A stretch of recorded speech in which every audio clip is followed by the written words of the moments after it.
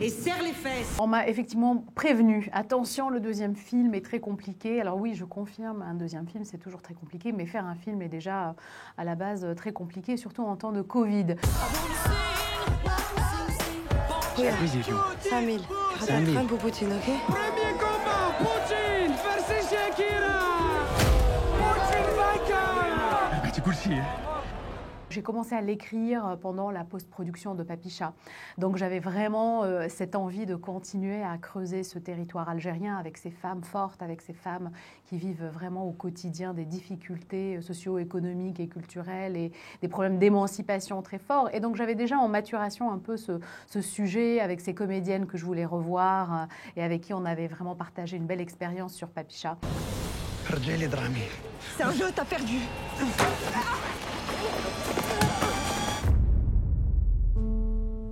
Vous avez fait un grave accident, Huria.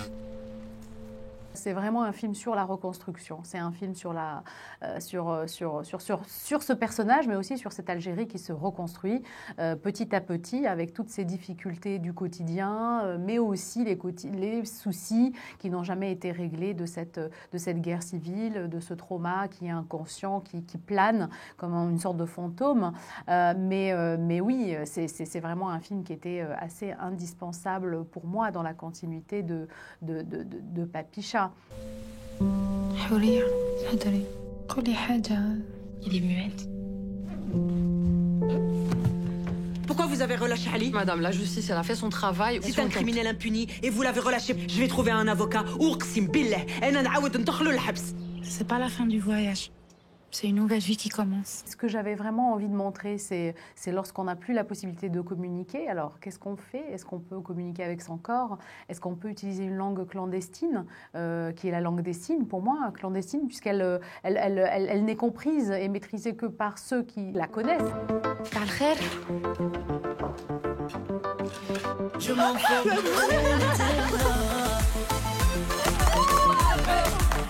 قد تعلمي لهم quelques mouvements. C'est le corps qui s'exprime et qui est vraiment la métaphore de la situation. C'est vraiment, on parle des non-dits, on parle des femmes qui sont écartées, des femmes qui sont recluses, des femmes à qui on n'a pas laissé la place dans la société. Et donc c'est un monde un peu sans parole et c'est aussi de ça que traite le film.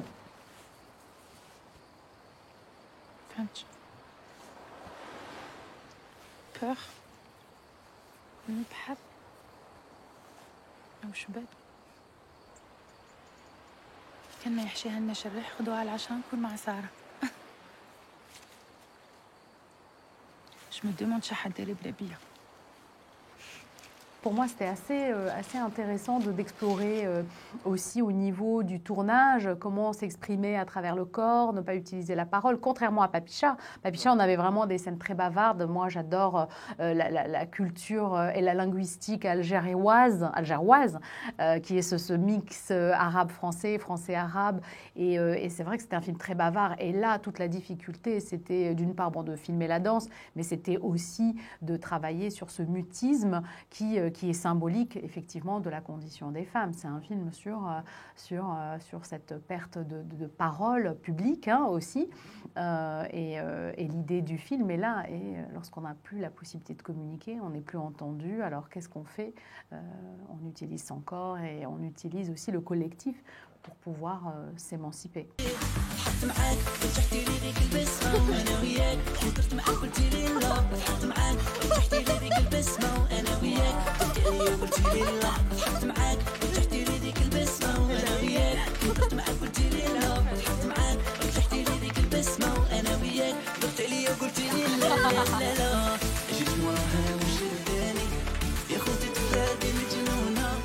À travers cette rencontre avec ces femmes-là, elle trouve un sens à sa vie, puisque Ouria, finalement, crée sa propre chorégraphie en s'émancipant de la chorégraphe qui était sa mère. Et avec ces femmes-là, finalement, on retrouve en Ouria le guide de leur voix, finalement. Et donc, ensemble, elles vont créer ce projet collectif de danse et de chorégraphie signée. Tu es danseuse, hein? ما قلتلناش. Dis-moi, تقدري تعلمي لهم quelques mouvements si tu veux, hein? Oui, صح? Merci. Merci beaucoup. Je pense que le collectif, de toute façon, dans toutes les sociétés, est une solution pour améliorer ses conditions de vie. On peut résister avec l'art, on peut résister avec le collectif, on est beaucoup plus fort lorsqu'on est ensemble. Et dans le film, on voit par exemple Ouria danser seule sur cette terrasse au début, face à cette Méditerranée et sous ce soleil et ce ciel bleu. Et à la fin, donc, elle est avec ce groupe de femmes, de nuit. Il y a ce collectif finalement qui va venir renforcer en fait leur vie, leur quotidien. Et donc ce passage finalement de l'individuel au collectif, c'est aussi toute l'histoire de ce film qu'ensemble on peut continuer à construire et à rester debout. البنات حورية هي une grande danseuse. Ah oui. قبلت باش تعلمكم باش تشطحوا. ايش؟ نديرو سبيكتاكل نديرو روبات.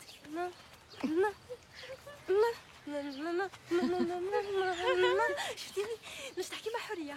Le corps des femmes reste tabou dans les sociétés d'origine maghrébine. La danse aussi, s'exprimer, danser, c'est s'exprimer. Donc du coup, on retombe dans cette envie d'émancipation. Donc c'est tout le sujet aussi du film, ce corps des femmes qu'on veut libérer à travers la danse.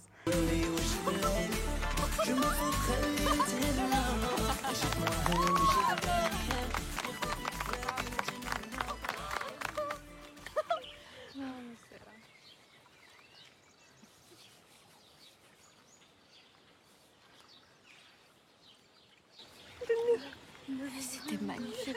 Pour moi, ça a été assez difficile, en fait, assez complexe de filmer la danse parce que, encore une fois, moi, je pense que vraiment la danse, c'est quelque chose qui se vit, qui se ressent sur scène avec des comédiens, des danseurs. Il y a quelque chose de l'ordre du spectacle. Et lorsqu'on la filme, je trouve que, en fait, on l'ampute de quelque chose, de son énergie. Et donc, c'est difficile d'avoir vraiment toute cette énergie à l'écran, derrière une caméra. Et moi, je voulais pas une captation tout simplement froide. Et donc, très vite, au niveau de la préparation et de la mise en scène, avec mon chef opérateur, on a pris le parti pris de choisir des parties du corps à filmer et non pas une captation. Donc, aller vraiment au plus proche de ses peaux, de ses corps, de ses visages, filmer les expressions, les mains, les mouvements et puis les signes, finalement, tous les mouvements signés.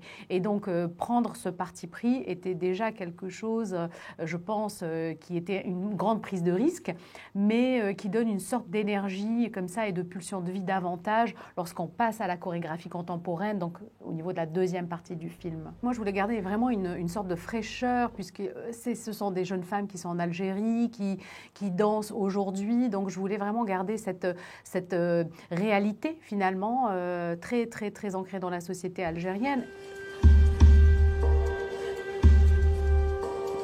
Bien évidemment, inconsciemment, on garde des images de tous les spectacles qu'on a vus, tous les films qu'on a vus, mais il n'y a pas eu réellement de vraies références. En fait, on a eu un énorme travail de préparation, par contre, avec Lina Koudry, donc avec la comédienne, mais aussi avec la chorégraphe.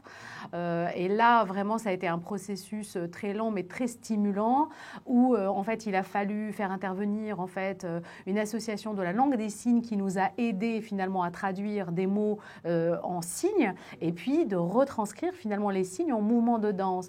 Et donc tout ça, finalement, ça a été très, très enrichissant puisqu'il y a eu un vrai passage de la danse classique au début du film avec le lac des cygnes, avec toute cette danse qui est assez rigidifiée, vers quelque chose de plus contemporain, quelque chose de plus moderne, de tribal, de libre, et qui rappelle aussi l'Afrique.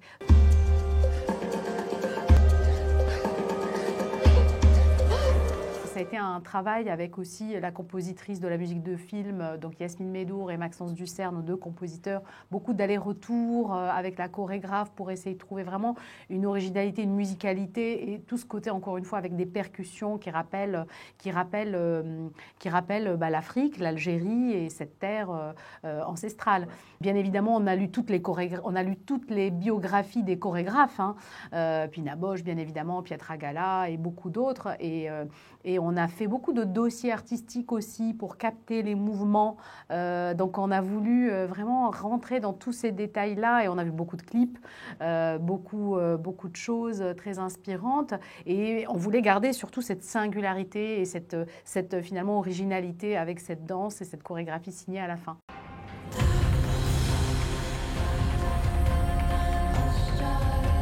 J'ai fait beaucoup de documentaires et donc ce que j'aime, c'est vraiment, encore une fois, tout ce qui est réel, tout ce qui est finalement naturel, spontané.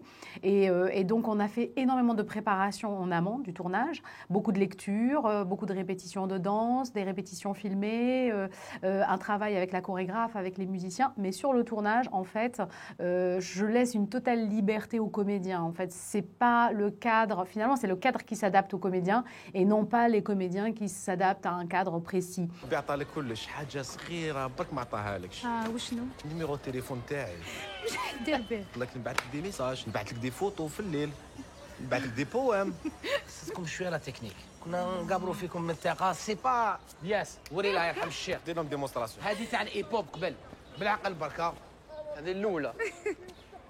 Ça correspond aussi à cette réalité de la société algérienne, qui est une société qui est très dynamique, qui est très à l'aise avec son corps, qui a une gestuelle. Et donc moi, je voulais capter tous ces moments-là. Et l'avantage d'avoir la même équipe technique que sur Papicha, notamment le même chef opérateur, c'est-à-dire qu'il savait très bien où aller chercher le moment de vérité. يطير صاحبي هذا. بصح هذا ماشي كلاسيك. يطير الجيري هذايا. هذا ماشي كلاسيك بصح. دير لها كلاسيك. ها ديرها انت. نبغ لي بوان. اخرج لها بري بوان. بوان لي بوان. صوتي بوان. بارك الله فيك حبيبي. C'est un gain de temps. Donc, même s'il ne parle pas la langue, c'est quelqu'un qui savait très bien qu'il fallait vraiment capter le moment où Lina allait lancer, donc Lina Koudry allait lancer un regard vers Rachida Brakni et que c'était le moment dont on avait besoin pour le film.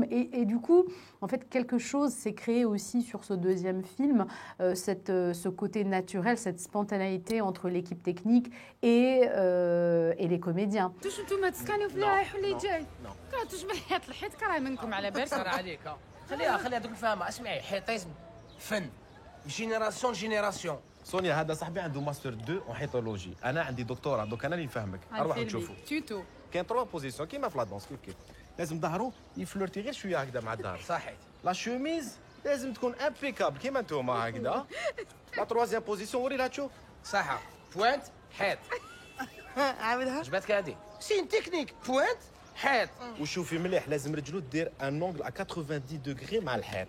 Il y a beaucoup de préparation avant, mais sur le tournage, je laisse vraiment les comédiens amener beaucoup de choses. Notamment, on a aussi des comédiennes qui sont algériennes et qui amènent elles-mêmes de la véracité à travers la langue aussi, et par rapport à leur vécu aussi, et qui viennent enrichir le scénario.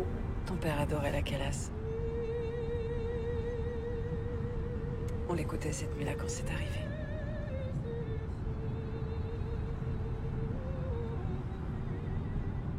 Ils ont surgi de nulle part. Ils ont demandé à ton père pourquoi c'était sa femme qui conduisait. Le plus important pour moi, c'était effectivement d'avoir du réalisme. C'est-à-dire, Lina Koudry connaît très bien la société algérienne. Lina Koudry connaît très bien, en fait, la façon avec laquelle, en fait, bougent les personnes en Algérie. Et ça, c'est quelque chose qu'on ne peut pas, finalement, transmettre à un comédien qui ne l'est pas. Ils l'ont sorti de force de la voiture. Je les ai suppliés. Je les ai suppliés de nous laisser partir.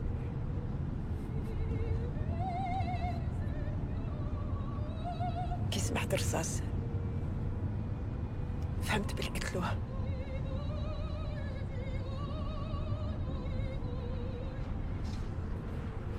Pour moi, c'était une évidence que je voulais plutôt une excellente comédienne plutôt qu'une excellente danseuse. Et finalement, Lina, avec le travail, a pu être aussi une excellente danseuse.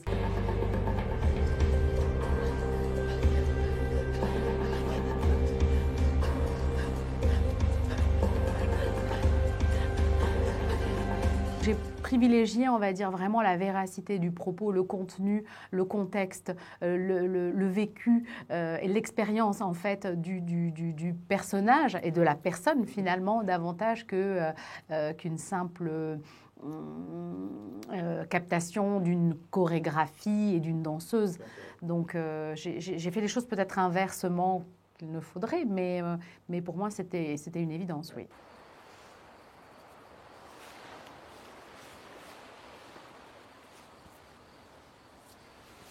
Danse, sourd, muet.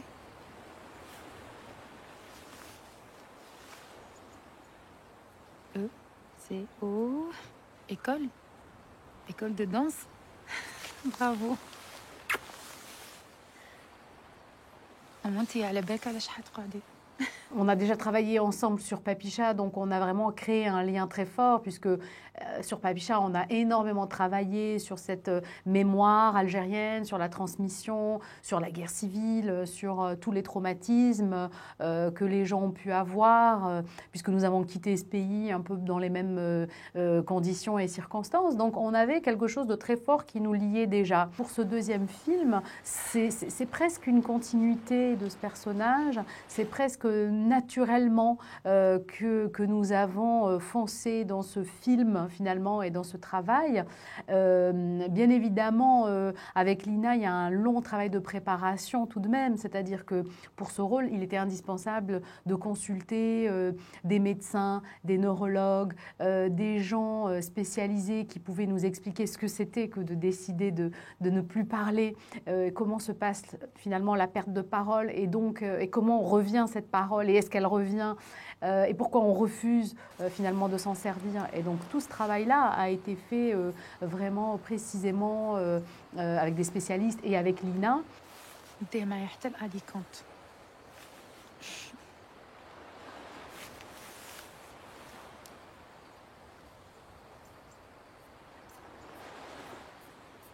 Et toi, tu garderas mon petit soleil.